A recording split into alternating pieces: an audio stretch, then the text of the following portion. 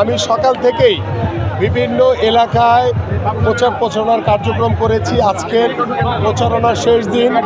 আজকে আমার এই পল্লবী রূপনগরের সাধারণ মানুষ রয়েছে, আমার যারা নেতৃবৃন্দ রয়েছে, সকলকে নিয়েই আজকে শেষ দিনে গণমিছিলে অংশগ্রহণ করছি।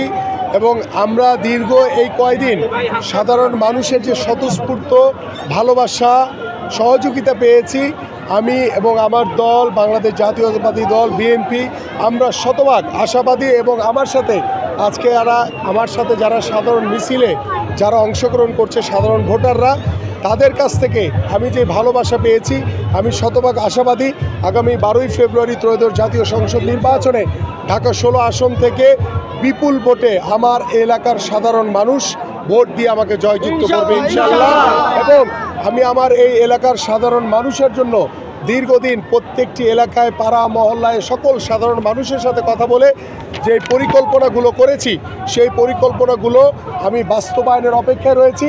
আগামী 12ই ফেব্রুয়ারি ইনশাআল্লাহ আমার এলাকার সাধারণ মানুষের ভোটে নির্বাচিত হলে ইনশাআল্লাহ আমরা এই প্রত্যেকটি পরিকল্পনা অক্ষরে অক্ষরে আমি বাস্তবায়ন করব ইনশাআল্লাহ। এবং আমি আপনাদের মাধ্যমে আমি আমার সাধারণ ভোটারদেরকে আহ্বান করব যে ভোট হচ্ছে আপনার নাগরিক অধিকার। আপনারা ভোটটি আপনাদের যে পছন্দের মার্কা ধানের শীষ মার্কায় ভোট দিয়ে আমাকে জয়যুক্ত করবেন।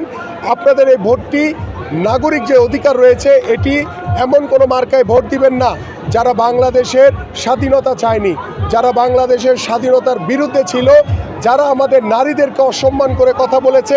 আপনাদের এই মূল্যবান ভোটটি তাদেরকে প্রদান করে আপনাদের ভোটটি নষ্ট করবেন না।